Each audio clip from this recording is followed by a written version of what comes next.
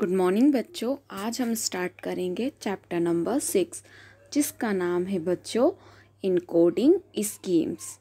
Previous lectures में हमने chapter number 5 देखा था जिसमें हमने बहुत सारे स्टोरेज यूनिट्स के बारे में डिस्कस किया था कि बिट्स क्या होता है, बाइट्स क्या होता है, किलोबाइट्स क्या होता है, मेगाबाइट्स क्या होता है। वो तो थी बच्चों कंप्यूटर्स की यूनिट्स।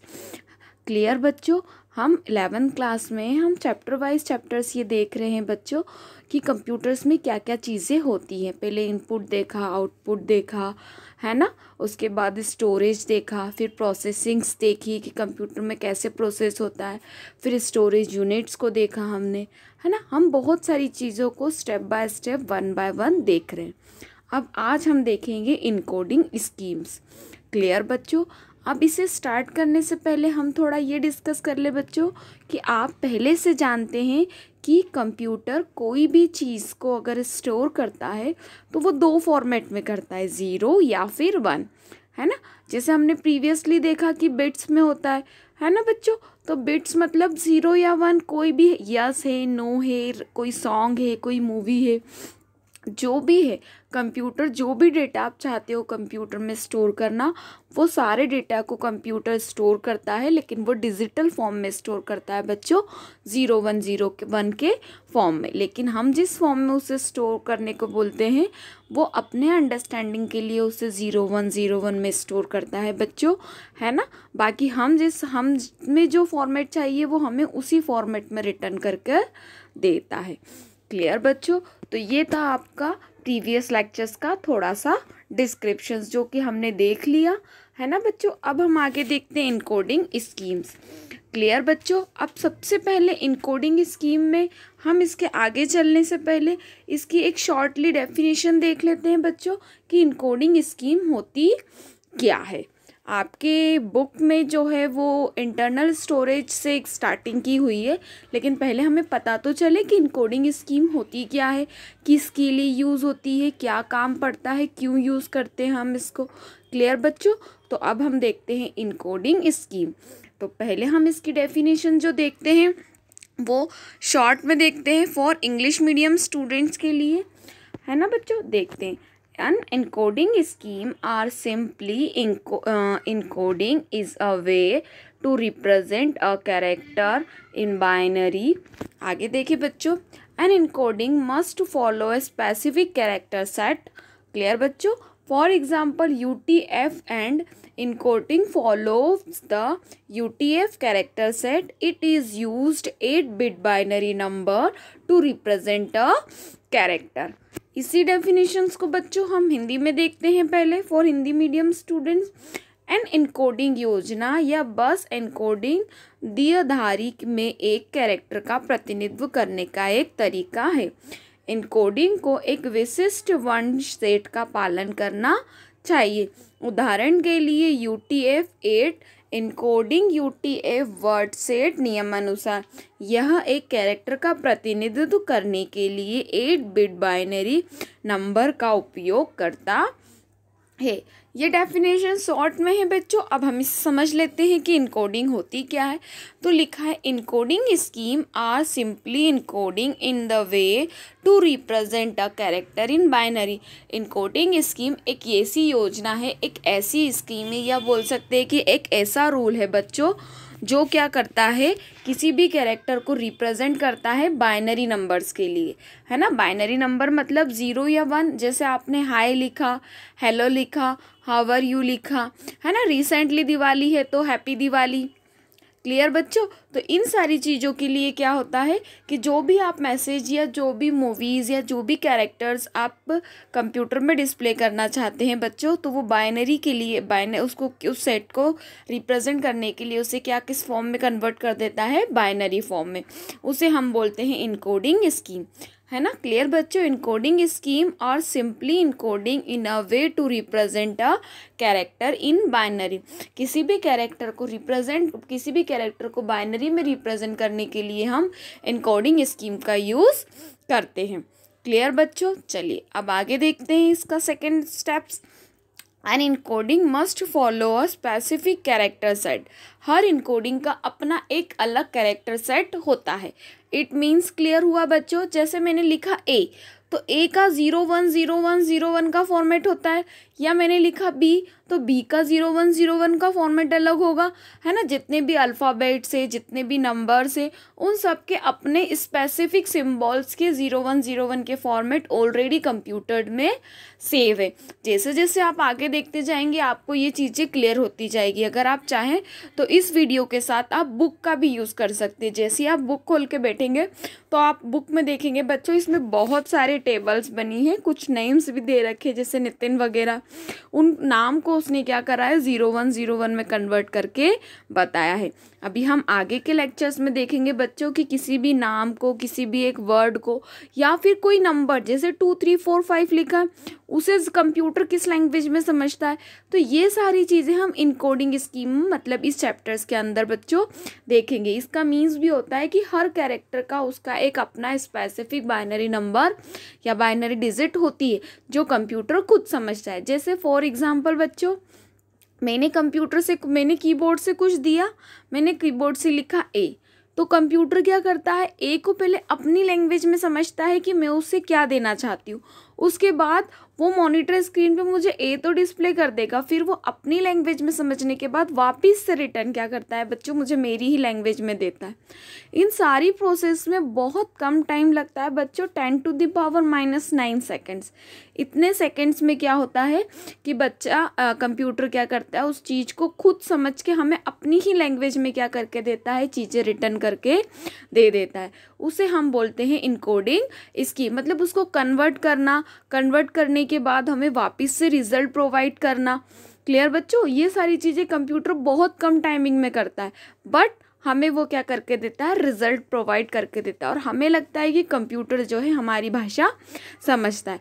आप 11th के स्टूडेंट से बच्चों, अभी ही आपने एडमिशन्स लिया है ना, आप अभी कंप्यूटर को सीख रहे हो, इसलिए हम सारी चीज़ें स्टेप बाय स्टेप कर रहे हैं। इसलिए जैसे जैसे आप इस चैप्टर्स को पढ़ते जाएंगे, इनकोडिंग स्कीम भी आपको क्लियर होती जाएगी बच्चों। क्लियर? अब इसी को आगे देखते हैं। For example UTF-8 encoding follow the UTF character set. जब इनकोडिंग स्कीम बहुत सारी चीज़ क्या करता है, कन्वर्ट करता है किसी नंबर्स को, डिजिट्स को, तो हर डिजिट के कन्वर्ट करने के तरीके को अलग अलग नाम से कन्वर्ट किया गया है ना। यहाँ पे हम UTF इनकोडिंग स्कीम की बात कर रहे हैं, मतलब कोई भी कैरेक्टर 8 बिट का ही होता है। जैसे कि फॉर एग्जांपल ए लिया, बी लिया या सी लिया, तो उसको जब कन्वर्ट करेंगे तो वो 4 बिट, 8 बिट इस तरीके से ही बाइनरी डिजिट्स में क्या होता है, चेंज होता है। तो उसे हम क्या बोलते हैं, 8 बिट बाइनरी नंबर। क्लियर बच्चों? It use 8 bit binary number two represent a character. मतलब किसी भी कैरेक्टर को कन्वर्ट करने के लिए, किसी भी कैरेक्टर को रिप्रेजेंट करने के लिए कंप्यूटर 8 बिट बाइनरी डिजिट का ही यूज करता है। क्लियर बच्चों? उसे हम क्या बोलते हैं, encoding scheme. I hope so कि आपको इनकोडिंग स्कीम क्या होती है प्रॉपर वे में नहीं, फिर भी एक जनरल वे में समझ में आया होगा कि कंप्यूटर जब 0101 चीज़ें को समझता है उसे हम इनकोडिंग स्कीम कहते हैं। और उस इनकोडिंग की इसको हम अब कैसे आगे ट्रांसफ़र करना है, इसमें बहुत सारे बच्चों न्यूमेरिकल्स भी है इस चैप्टर में, तो हम वो भी चीज़ आगे देखेंगे। क्लियर बच्चों? चलिए अब हम देखते हैं नेक्स्ट हमारा टॉपिक जो है internal storage encoding of characters. यही टॉपिक आपकी बुक का फर्स्ट टॉपिक है चैप्टर नंबर 6 का, कि internal storage encoding of character, मतलब कैरेक्टर का किसी भी कैरेक्टर का कैरेक्टर इनकोडिंग का इंटरनल स्टोरेज क्या होता है। तो पहले हम इसे एक थ्योरी में देखते हैं बच्चों, है ना। फॉर इंग्लिश मीडियम स्टूडेंट्स के लिए, the computer does not directly store letters, numbers and picture directly. Full stop. आगे देखते, it converts them into small pieces called bits. आगे देखे बच्चों, विच आइदर हैव टू वैल्यू 0 और 1. To represent each letter or number properly, we need some rules to correctly store them. These rules corresponding to the encoding schemes. इसी definition को बच्चों अब हम हिंदी में देखेंगे। पहले फॉर हिंदी मीडियम स्टूडेंट्स के लिए कंप्यूटर सीधे अक्षरों, संख्याओं और चित्रों को सीधे स्टोर नहीं करता, यहाँ उनके छोटे टुकड़ों में परिवर्तित कर देता है, जिन्हें बिट्स कहा जाता है, जिसमें या तो 2 मान होते हैं, 0 या 1। प्रत्येक अक्षर या संख्या को ठीक से दर्शाने के लिए हमें उन्हें सही ढंग से संग्रहित करने के लिए कुछ नियमों की आवश्यकता होती है। ये नियम इनकोडिंग स्कीमा के अनुरूप है। ये तो थी बच्चों डेफिनेशन। अब इसे समझते हैं। फर्स्ट लाइन देखते हैं सबसे पहले। The computer does not directly store letters, number and picture directly, है ना। कंप्यूटर कोई भी पर्सनल पीसी या कोई भी कंप्यूटर की अगर हम बात करें या सिंपली हम कंप्यूटर्स की बात करें बच्चों, तो कोई भी चीज़ जब कंप्यूटर में हम स्टोर करते हैं तो वो कभी भी डायरेक्टली किसी भी चीज़ को स्टोर नहीं करता। जैसे कि एग्जांपल लेटर से, नंबर से या पिक्चर। जैसे मैंने मोबाइल से एक पिक ली और पिक को मैं कंप्यूटर में स्टोर करना चाहती हूँ, तो आपको तो लगता है बच्चों कि कंप्यूटर ने क्या कर लिया, आपकी फ़ोटो को स्टोर कर लिया। बट कोई भी कंप्यूटर को है ना डायरेक्टली किसी भी पिक्चर्स को स्टोर नहीं करता। यही चीज़ किसी नंबर्स को, या आपने शीट बनाई एक्सेल में, है ना, या फिर रिज्यूम बनाया आपने, किसी भी चीज़ को कंप्यूटर डायरेक्टली स्टोर नहीं करता, है ना। क्यों नहीं करता इसको हम समझेंगे, लेकिन अभी हम डेफिनेशन की बात कर रहे हैं तो पहले हम देख लें कि the computer does not directly store letter, number, picture directly. कोई भी कंप्यूटर किसी भी लेटर्स, नंबर या पिक्चर्स को डायरेक्टली स्टोर नहीं करता। आगे देखते हैं इसमें। It converts them into small pieces called bits. अब बोल रहा है बच्चों किसी भी पिक्चर्स, नंबर और कोई भी डॉक्यूमेंट्स हो, है ना, कंप्यूटर में पहले वो क्या करता है, उसे कन्वर्ट करता है किसमें, small pieces of bits, bits के फॉर्म में स्मॉल पीसेस में कन्वर्ट करता है। जैसे हमने प्रीवियसली अभी पढ़ा कि encoding scheme 8 bit binary digit रहती है, किसी भी नंबर्स को 8 बिट में कन्वर्ट करता है।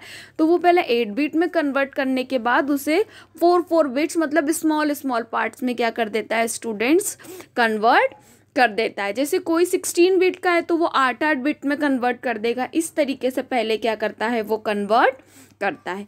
आगे पढ़ते, विच आइदर हैव टू वैल्यू 0 और 1, है ना। हम ये चीज़ पहले से जान चुके हैं बच्चों की कंप्यूटर कोई भी चीज़ को बाइनरी डिजिट या डिजिटल फॉर्म में ही लगता है, तो वो क्या 0 या 1 दो ही वैल्यू होती है।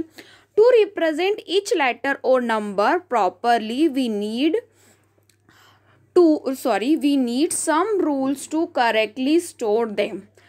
चल देखते हैं पहले। टू रिप्रेजेंट ईच लेटर और नंबर प्रॉपरली, हर एक लेटर या हर एक नंबर्स को क्या करता है, किसी भी डिजिट्स में प्रॉपरली पहले रिप्रेजेंट करके रख देता है। We need some rule to correctly store them, मतलब बहुत सारे रूल्स होते हैं, उस रूल के अकॉर्डिंग कंप्यूटर क्या करता है, उस डेटा को क्या करता है, करेक्टली स्टोर करता है, मतलब सेव करके रखता है। अब वो क्या रूल्स होते हैं तो अब इसको हम आगे की स्लाइड्स में देखेंगे बच्चों। आगे बात करते हैं। This rule corresponding to the encoding schema, जो भी रूल होते हैं वो करंटली इनकोडिंग स्कीमास के अंदर होते हैं। सीधी सी बात है, अगर मैं इस डेफिनेशंस को अपन को ओन वर्ड्स में समझाऊं बच्चों, तो ओन वर्ड्स की डेफिनेशन में ये है कि कंप्यूटर किसी भी चीज़ को डायरेक्टली स्टोर नहीं करता। आपने कोई भी चीज़ कंप्यूटर को स्टोर करने को दी हो तो कंप्यूटर पहले उसे अपने फॉर्मेट में, मतलब डिजिटल फॉर्मेट में 0101 के फॉर्मेट में कन्वर्ट करता है बच्चों, और फिर कन्वर्ट करने के बाद वो चीज़ों को क्या करता है, स्टोर करता है। विदाउट कन्वर्ट किए कंप्यूटर कोई भी चीज़ों को स्टोर और नहीं करता, है ना। इसे हम क्या बोलते हैं, इनकोडिंग स्कीमा। वो कोई भी नंबर हो, कोई लेटर हो, कोई नंबर हो या पिक्चर्स हो, उसे पहले 0101 के फॉर्मेट में ट्रांसफ़र करेगा, उसके स्मॉल बिट्स या स्मॉल पार्ट्स में लेगा, उसी के बाद डेटा को क्या करता है बच्चों, कन्वर्ट करता है ना। उसके बाद कोई भी चीज़ को स्टोर करता है। अगर मैं इसकी एक सिंपल प्रोसेस बच्चों आपको बताऊं तो आपने कीबोर्ड से ए प्रेस किया, कीबोर्ड का ए पहले जाता है सीपीयू के पास, सीपीयू बच्चों उसको क्या करता है, सीपीयू जो कंप्यूटर का दिमाग है वो कंप्यूटर वो क्या करेगा, ए को पहले कन्वर्ट करेगा 0101 के फॉर्म में, कंप्यूटर उसे समझेगा, फिर वो हमें क्या करता है, रिटर्न रिप्लाई करता है। लेकिन ये प्रोसेस बहुत कम टाइमिंग में होती है, इसीलिए आपको इसका टाइमिंग पता नहीं चलता और ये भी समझ में नहीं आता है कि कंप्यूटर क्या करता है, क्योंकि आप तो जैसे ही कीबोर्ड से 1 प्रेस करते हैं या फिर कोई नंबर ए या बी प्रेस करते हैं आपको मॉनिटर स्क्रीन पर दिख जाता है। बट 10⁻9 -9 सेकेंड्स मतलब कि आप पलक भी नहीं झपकाते हैं बच्चों, उसके पहले कंप्यूटर ये सारी प्रोसेस करके आपको सामने कोई भी चीज़ डिस्प्ले करके दे देता है। क्लियर बच्चों? तो इसे हम बोल रहे हैं internal storage encoding of character. Computer के इंटरनल मतलब कंप्यूटर इंटरनली डेटा को कैसे लेता है, उसे कैसे ट्रांसफ़र करता है, कैसे कन्वर्ट करता है और फिर कैसे स्टोर करता है। क्लियर बच्चों? इसे हम बोलते हैं internal storage encoding of character. इसी चीज़ में अब नेक्स्ट हम देखते हैं 3 most popular storage encoding schemas. बच्चों हमने पहले देखा था कि ये जैसे ही कंप्यूटर क्या करता है, किसी भी चीज़ को जो आप स्टोर करने को देते हैं उसे कन्वर्ट करता है, तो वो कुछ रूल्स एंड रेगुलेशन के अकॉर्डिंग कन्वर्ट करता है ना। अपने मन से तो कंप्यूटर कर नहीं सकता, क्योंकि कंप्यूटर कभी भी कोई चीज़ सोचता नहीं है, ये तो आपको पता है। तो जो हम इंस्ट्रक्शन या जो रूल्स रेगुलेशन हमारे साइंटिस्ट या हमारे द्वारा पहले से बनाए गए हैं, कंप्यूटर उसी चीज़ को क्या करता है बच्चों, यूज़ करता है। ऐसे बहुत सारे इनकोडिंग स्कीम्स है ना, जो कंप्यूटर यूज़ करता है, पर 3 मोस्ट पॉपुलर है जिसे स्टैंडर्ड वे प्रोवाइड किया है। पहले हम वो देख लेते हैं बच्चों। तो 3 मोस्ट पॉपुलर में क्या है, फर्स्ट है आस्की, ASCII। आस्की इसका नाम बच्चों आपने सुना होगा, मैथ्स में भी सुना होगा, या फिर 1st to 9th तक आपने 10th तक कहीं भी कंप्यूटर पढ़ा है या कंप्यूटर की बुक देखी है बच्चों, तो आपने आस्की का नाम सुना है। क्या होती है वो हम बाद में देखते हैं, पहले नाम देख लेते हैं। नेक्स्ट है बच्चों, अगर हम नेक्स्ट की बात करें है ना, तो उसको बोलते हैं ISCII है ना, इसकी के नाम से भी जानते हैं। जो आस्की होती है वो अमेरिका द्वारा स्टैंडर्डाइज्ड है, और जो ISCII इसकी होती है वो इंडियन इंस्टीट्यूट द्वारा स्पेशलाइज्ड है। क्या होती है हम देखते हैं बच्चों बाद में। उसके बाद एक और होती है नेक्स्ट, जिसे हम बोलते हैं यूनिकोड है ना बच्चों, जिसका नाम क्या है, यूनिकोड। बहुत सारी होती है, ये हम नेक्स्ट वाली स्लाइड में देखेंगे कि और भी कौन कौन सी होती है। बट जो मार्केट में या साइंटिस्ट या हम स्टूडेंट्स है ना, टीचर स्टूडेंट्स, हम लोग जिसे सबसे ज़्यादा यूज़ करते हैं सीखने के लिए पर्पस से, तो ये 3 ही यूज़ होती है। और ये 3 क्या है, हर जगह पे वेरीफाइड है अमेरिका द्वारा, इंडिया द्वारा। अलग अलग जो नासा और जो अलग अलग कंप्यूटर्स की IBM कंपनीज जो कंप्यूटर्स डेवलप करती है या बहुत सारी रिसर्च करती है, उन्होंने इन्हें क्या बना रखा है, स्टैंडर्ड बना रखा है। जो मोस्ट पॉपुलर भी है, ज़्यादा ही यूज़ की जाती है ना, वो ये 3 होती है बच्चों। क्लियर हुआ? चलिए अब हम और भी देखते हैं है ना, सम बाइनरी कोडिंग स्कीम्स। अब आपकी बुक के अकॉर्डिंग बात करें तो आपकी बुक में और भी बहुत सारी दी हुई हैं, तो सबको हम एक एक करके पहले उन सब के नाम्स को देख लेते हैं बच्चों। क्लियर हुआ? तो अब हम सबसे पहले देखते हैं, सबसे पहले है BCD। क्लियर बच्चों? अगर आप अपने साथ इस वीडियो के साथ बुक को लेकर देख रहे हैं, नितिन के नायक की जो IP की बुक है, तो उसमें आपको क्लियर हो जाएगा। पहली होती है BCD बच्चों है ना, दूसरी होती है EBCDIC, मतलब ये BCD का ही एक्सटेंडेड वर्जन होता है। अब थर्ड देखें तो थर्ड होती है ASCII, जो कि मोस्ट पॉपुलर है। ये दो जो ऊपर वाली दोनों है BCD और EBCDIC बच्चों, ये ऐसी होती है जो पहले जब कंप्यूटर ने इस चीज़ को बनाना स्टार्ट किया था, बाइनरी डिजिट्स में या इन सब चीज़ों में कन्वर्ट करना स्टार्ट किया था, तब भी इन चीज़ों का यूज़ हुआ था, लेकिन लेटेस्ट में हम ASCII का यूज़ ज़्यादा करते हैं। नेक्स्ट हम देखें तो अब हमारी नेक्स्ट है बच्चों, जिसका नाम है ISCII, है ना, ये सारे फॉर्म आप कैपिटल लेटर्स में ही लिखेंगे बच्चों, इसी में यूज़ करेंगे। उसके बाद नेक्स्ट है यूनिकोड। क्लियर बच्चों, तो ये आपके बुक के अकॉर्डिंग है और इतनी ही होती है। हो सकता है कि कंप्यूटर में, जैसे मैं हर वीडियोस में बोलती हूँ कि बहुत सारी चीज़ें कंप्यूटर में लेटेस्ट होती है, तो हो सकता है कि इसके बाद भी और भी आई हों, बट आपकी बुक के अकॉर्डिंग इतनी है तो हमने अभी इसको इतना किया है।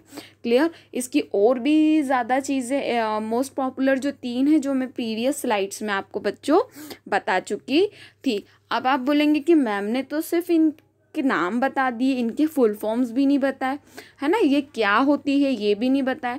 तो बच्चों इस वीडियो में हम इनके सिर्फ और सिर्फ फुल फॉर्म्स देखेंगे, है ना। इसके बाद जो नेक्स्ट लेक्चर्स में हम इसको पढ़ेंगे तो हम इसकी पूरा डिस्क्रिप्शन देखेंगे, क्योंकि इन हर के अलग अलग, जैसे BCD है, EBC, DIC है, ASCII है, इसकी है, यूनिकोड है, इनके न्यूमेरिकल्स भी है बच्चों।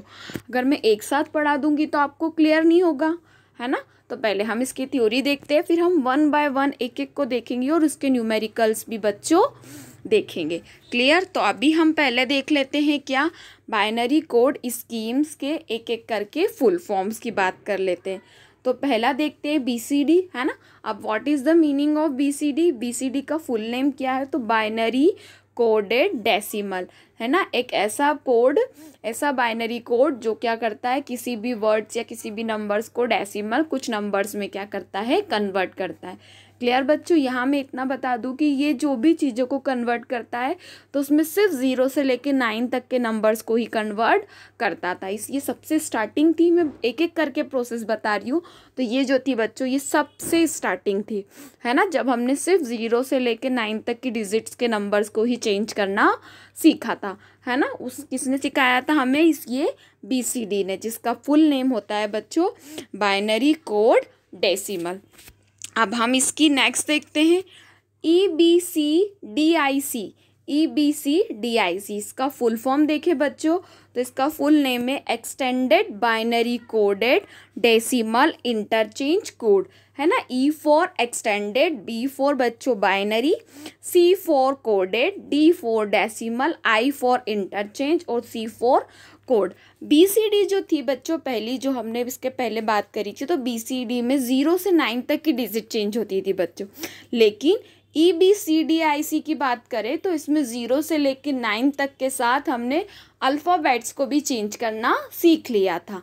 क्लियर बच्चों, पहले 0 से 9 तक को चेंज करना सीखा, कन्वर्ट करना सीखा, जो कंप्यूटर करता था वो वाली चीज़। उसके बाद EBCDIC extended binary code decimal interchange, उसके बाद हमने क्या करा, इनको भी क्या करा, चेंज करना सीखा।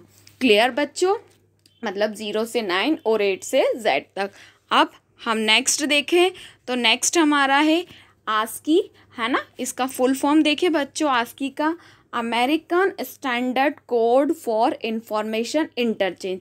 अब American standard code for information interchange, it means I for American, S for standard, C for code, code for I for information और I फॉर इंटरचेंज। अब ये थी, जैसे हमने पहले 0 से 1 BCD में सीखा, EBCDIC में हमने अल्फ़ाबेट सीखे, तो अमेरिका ने भी क्या करा, 0 से 1 अल्फ़ाबेट पर प्लस कुछ स्पेशल कैरेक्टर्स जो होते हैं, जैसे एस्ट्रॉफ होता है, एंड होता है ना, @ होता है, लॉजिक ऑपरेशंस होते हैं, कुछ ऐसे जो स्पेसिफिक सिम्बॉल्स का आप यूज़ करते हो ना बच्चों, वो सारे भी इसने, अमेरिका ने क्या करे, उसे कन्वर्ट करना हमें बताया। उसके बाद अमेरिका ने इस चीज़ को वेरीफाइड कर दिया कि इसी तरीके से क्या होता है, कंप्यूटर किसी भी चीज़ को चेंज करता है। क्लियर बच्चों, इसकी आगे की थ्योरी क्या होती है, ये 2 फॉर्मेट में करता है, वो सब हम नेक्स्ट लेक्चर्स में देखेंगे बच्चों। अब हम अब हम नेक्स्ट देखें तो ISCII जो होती है, इसका फुल फॉर्म देखें तो हम Indian script code for information interchange. I for Indian, S for script, C for code, for I for information और I for interchange, Indian script code for information interchange. ये जो थी बच्चों नाम से ही क्लियर है कि ये इंडिया ने बनाई थी, है ना। अमेरिकन आस्की ने क्या करा था, सिर्फ इंग्लिश वर्ड्स को ही चेंज करना बताया, लेकिन Indian script code for information interchange जो इंडिया ने बनाई थी, आप जानते हैं हमारे इंडिया में नंबर्स ऑफ लैंग्वेज है बच्चों, तो इन सारी नंबर ऑफ लैंग्वेज को क्या करना था, हमें कन्वर्ट करना था। तो इन नंबर ऑफ लैंग्वेज को कन्वर्ट करने के लिए इसकी जो Indian script code for information interchange है, इसने हमें हेल्प करी कि हम इंडिया की और भी अदर लैंग्वेजेस थी उसको भी हमने 0101 के फॉर्मेट में एक्सचेंज किया। जैसे फॉर एग्जांपल पहले गूगल जो होता था वो सिर्फ इंग्लिश लैंग्वेज में होता था बच्चों, है ना, एक रियल लाइफ एग्जांपल। बट अब जो है आप किसी भी लैंग्वेज में गूगल को एक्सेस कर सकते। इससे बहुत सारे इनकोडिंग स्कीम्स है, ये जो थी ये आपके बुक्स में है स्टूडेंट्स, और भी लेटेस्ट में अगर मार्केट्स में आई हो या और भी चीज़ें मार्केट्स में है तो हम उसे भी लिख सकते हैं, क्योंकि आप जानते हैं बच्चों की कंप्यूटर है, यहाँ कोई भी चीज़ फिक्स नहीं होती। आई होप सो बच्चों कि आपको आज का लेक्चर समझ में आया होगा। आज हमने देखा कि इनकोडिंग स्कीमा क्या होती है ना बच्चों। उसके बाद इंटरनल स्टोरेज इनकोडिंग स्कीमास क्या होती है, और जो मोस्ट पॉपुलर है वो क्या होती है, और बाइनरी कोड्स को जो चेंज करते हैं उनके बेसिक जो रूल्स है चेंज करने के, जो EBCD है, BCD है, आस्की है, इसकी है, ये सब क्या होती है। आई होप सो कि आपको ये वीडियो समझ में आया होगा। क्लियर बच्चों, ठीक है, ओके, थैंक यू।